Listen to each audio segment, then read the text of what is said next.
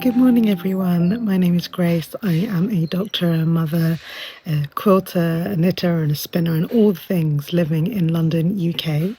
You join me for another very special episode focusing all about British sheep breeds. I've just finished my workout and it's quite early in the morning, hence it's much cooler in the garden. As you guys know, we've been having a heat wave in London, but got a couple of weeks off actually from work, which is very exciting. I feel like I've been working and working a lot, so it's been really nice. We're staying in the UK and I am processing some sheep fleece. So I've got some very, very special deliveries. The first is a black Orkney Boreray sheep fleece. To get a black sheep fleece is black Boreray is the rarest of the rare. I mean, this is one of the most rarest sheep breeds you can get in the world existing. And I'm very, very excited. I already, you would have seen in my video, I already have a white Boreray sheep's fleece that I carded, hand spun and knitted into the beautiful acroma shawl. But now I've got this black one and I've washed it and scoured it, and just now doing some prepping, which I'll show you in this video. And then I got another special delivery also from Orkney. Orkney seems to be the place at the moment. I am hoping to go to Orkney. I think I mentioned that in another video, but yeah, I'm going to push my trip back a bit because September flights and things are not very good, so I need to organize myself. So I think I might push it back to the spring, but it's definitely happening, which is really exciting. But I went and got myself another sheep breed, another rare primitive sheep breed on the danger list, actually, in the rare British breeds group. And I'm so excited to share it with you. I got myself a North Ronaldsay sheep fleece. You might have heard about this sheep because it's a very, very not only endangered species and rare species, but they are very famous for eating seaweed. So they survive on seaweed. They don't eat grass like other sheep. So very, very unique, very special. They come in different colors, mostly in shades of gray, but you can get from a fawn all the way to a very dark gray. Anyway, found this wonderful farm who was selling sheep fleeces, and the lady Teresa, it's a family run business, and she was so kind to me. And she herself is a knitter and a spinner, so she knew exactly what to look out for. So I haven't opened this fleece. I was waiting for you guys to do it together. Let's do it. Oh, I'm so excited. I got the whole sheep's fleece that I'm going to be processing this summer, but as a little treat to myself, because when is that ever going to happen that I'm going to come across native sheep fleece? The farm actually create their own dyes. So I ended up getting this. Oh, not really picking up on the camera.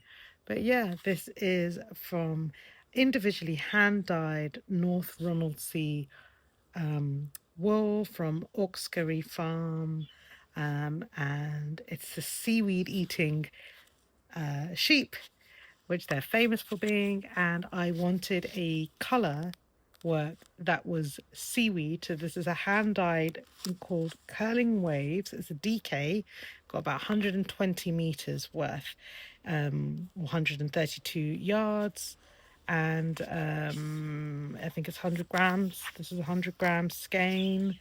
And I thought, whatever I do with my project, this will be the color work. So it will be this and the whole sheep's fleece. So whenever I wear that particular jumper and I have the color work of this sea green, I will say, hey, so this guys, guess what? Not only did I knit this sweater, but I made the sweater. I spun the wool and I got it from a farm and I got the whole fleece. Not only did I spin the fleece, but I processed the fleece by hand, and it's the seaweed eating sheep. So yeah, everybody in London needs to know about this, obviously.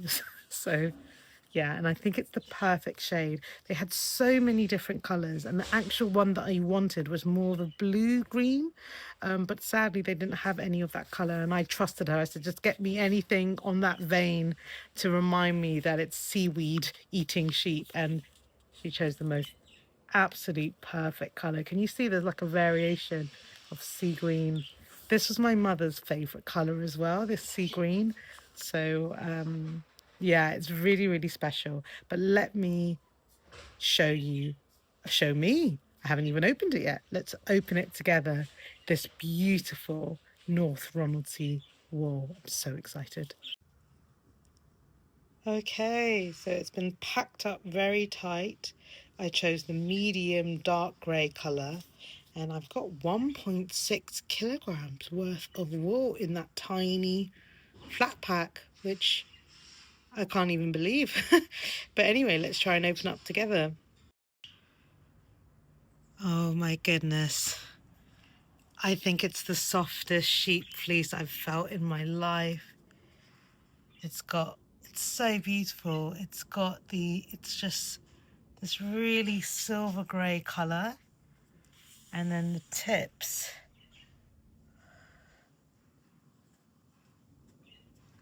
The tips are brown. I don't know how much of that is actually dirt, but I can see that it's not just dirt, it kind of goes a bit bleached. But that's all over the fleece. It's been skirted so beautifully. And it just feels so... Wow. It's like cotton candy in my hands. I just wish you could hold it.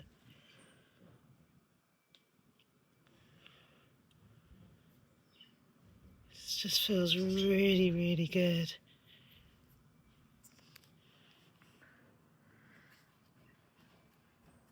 It's a full sheep fleece. It's been skirted really heavily. I knew that she would because she's a spinner, so she's prepared it for me anyway. Isn't that amazing? Look at that colour. Let me try. I'm going to take a little lock. So that's what a little lock looks like. Look at that colour variation. It goes from a light grey to a dark grey and like a brown tips or bleached tips. Oh my gosh, this is going to spin up so beautifully. I'm so excited by this North Ronaldsay. I've never felt this is softer than the merino. This is softer than cashmere. It's like I could possibly even spin from the lock. I think I really could spin it just straight. I'm so tempted just to spin it straight. But how amazing. I'm so happy. This is going to be a very, very fun summer project. Can't wait to get this washed and spun up. I think I'm just going to give it one pass. I don't even think I'm going to overly wash it.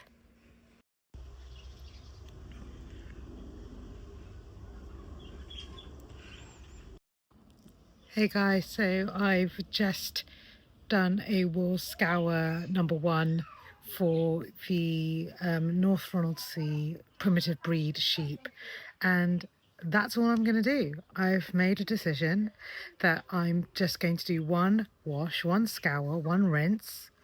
I was speaking to Teresa, who is the owner of Auskerry Farm, who sent me the wool. She sent me some really helpful tips about the wool. Because they are North Ronaldsay sheep who live on the tides, on the beach, eating seaweed. They're remarkably clean fleeces compared to other wools, for example. They don't have much dirt and they're filled with lanolin, really beautiful lanolin. It is so soft to touch. It's just I was very tempted to spin from the lock. I actually was going to spin from the grease. I had this idea just to screw it, just spin and not do anything to the sheep and just spin it as it came, dirty, spin from the grease as it's called. But even she told me I could just do one scour, 10-15 minutes, one rinse, even a couple of rinses, and leave it and spin like that so that it retains its lanolin.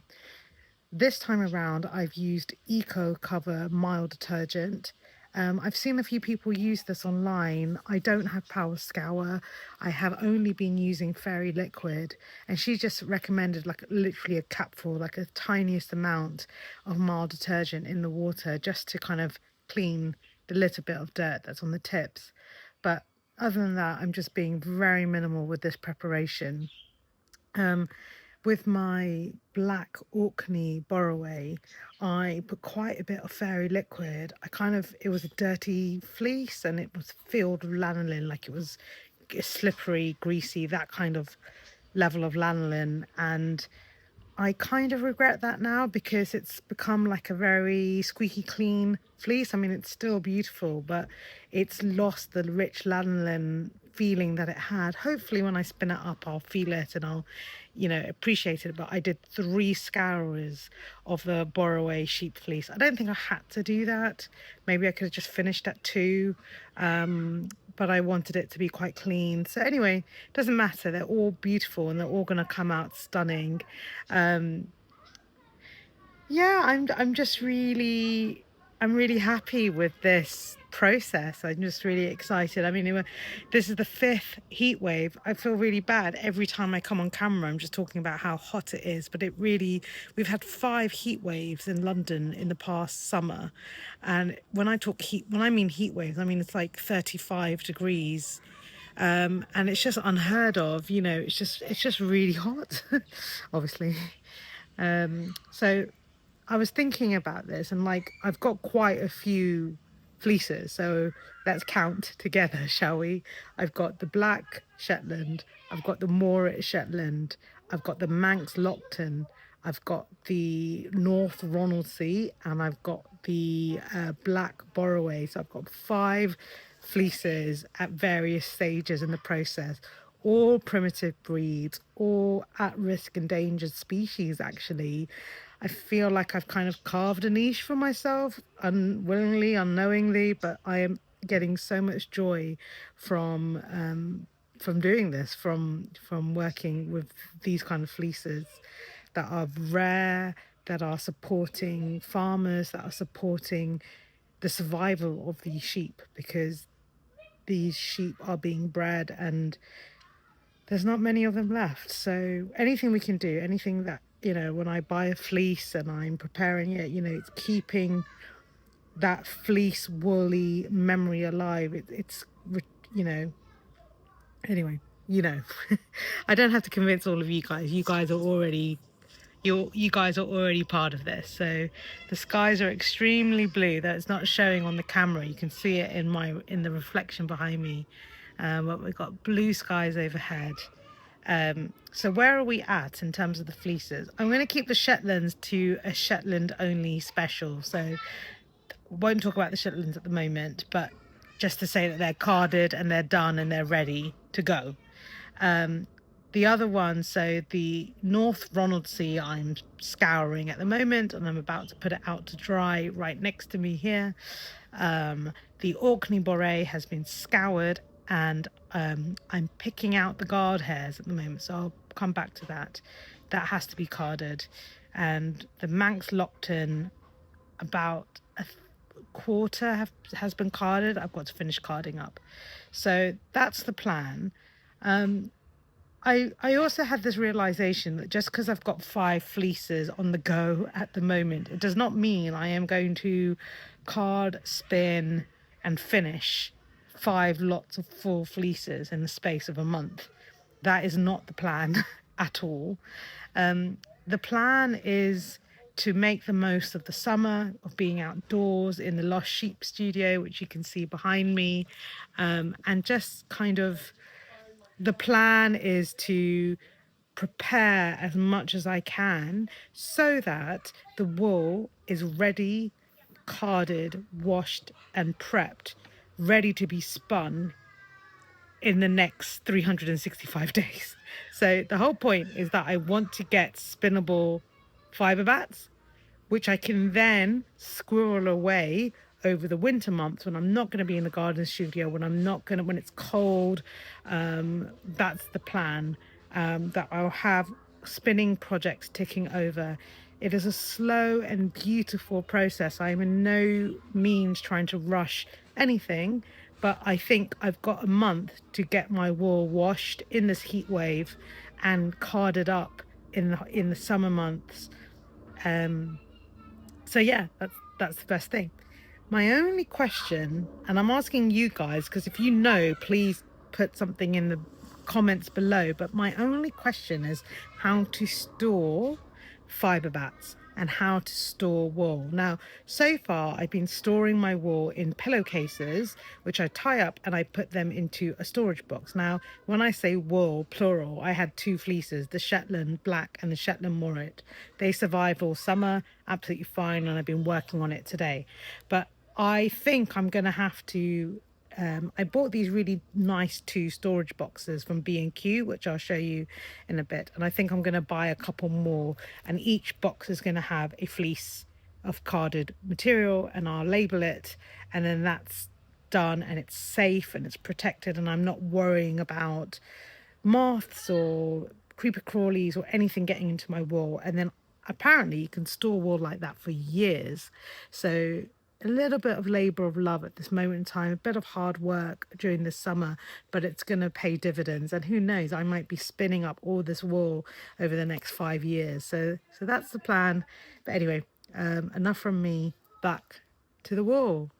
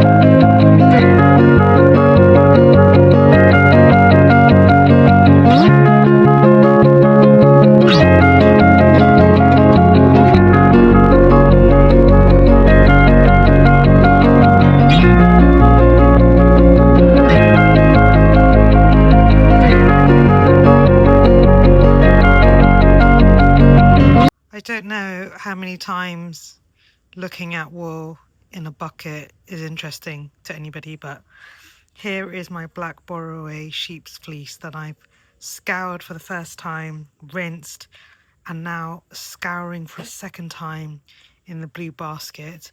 I'll report back. This fleece is filthy, it stinks a lot, but yeah, we'll see how we go. Hi guys, so my wool is drying. My North Ronaldsay grey, silver grey wool is drying. It should actually be dried by the end of the day as we're having another heat wave, but I'm just going to leave it another day or two, no harm. But while that's going on, here is my washed fleece of my black Boreray wool.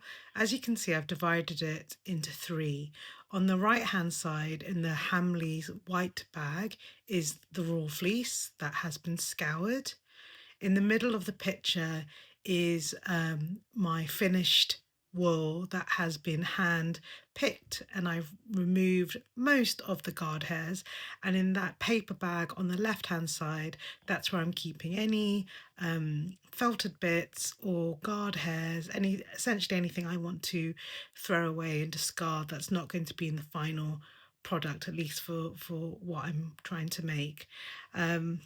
I've got myself comfortable on the sofa, I've got the fan on, and I'm going to be watching some of your lovely YouTube videos to keep me going.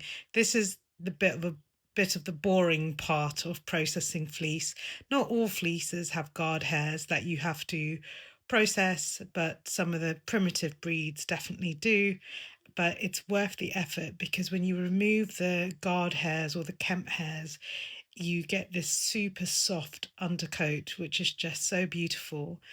I've been really lucky with this fleece. Let me just pick some of it out. I've been really lucky with this fleece in that there aren't many guard hairs. So let's have a look. It's difficult to see. As you can see, the colour is like a charcoal black, actually, almost like a jet black. And the guard hairs are things like this. So where it's sort of there's less crimp on it, and it becomes a bit straight and a bit wiry. And when you feel it between your fingers, you feel the difference in this wool, these like longer strands compared to the soft wool underneath. There you go. So that's the wool underneath. All of those little white hairs are also sort of kemp hairs, but I'm keeping them all in because I want to retain, sorry, it's not focusing very well. I want to retain the rusticness of this wool. I think I might have shared it earlier, but recently I've been thinking about textures of wools and fibres and celebrating what nature and what God has given us. And not everything has to be super soft cashmerino. Sometimes it's actually nice to have something a bit rustic. Of course, if it's not comfortable next to skin, that's, you know, another thing. But not everything we make has to go next to skin. So I'm just experimenting with this to see how it goes, but I'll keep you updated of my progress.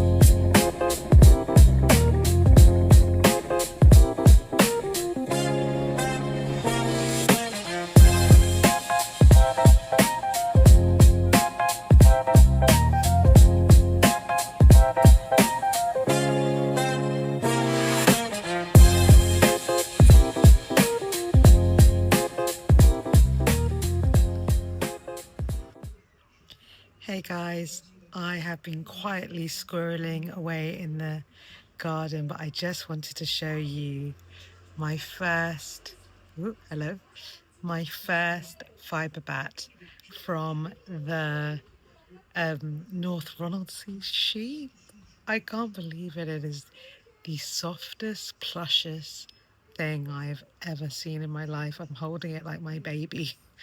I'm just doing one pass actually because it's just that soft, and I like the character of the one pass. It's, as you can see, it's silver, but it's got these gold bits in it. So anyway, I'm gonna get cracking.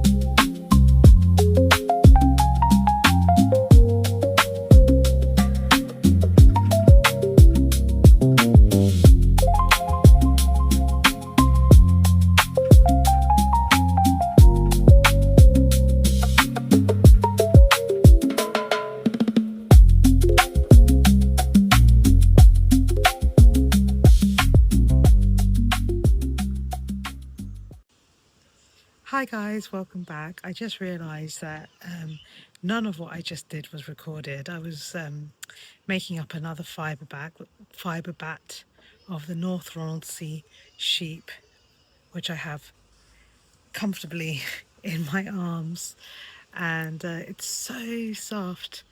But in the garden house, the light was going. It's early evening, and you really can feel the difference in the air. There's a chill, which is very welcome after a very hot summer.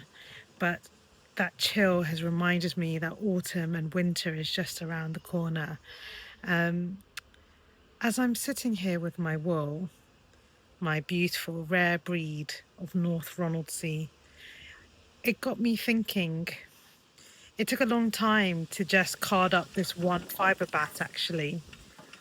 And I was just thinking about rushing and not wanting to rush this process, which is why I'm going to end the video here. I think I spoke about it briefly in another video about the tension that there is, that I'm feeling, or not so much feeling, but more I am aware of this tension that exists between real life and the virtual life, and wanting to create and produce and to post things.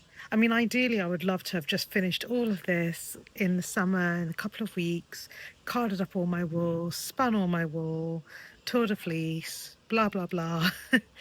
But I've decided against that. In fact, this North Ronaldsay is defying a lot of the things that I thought about before.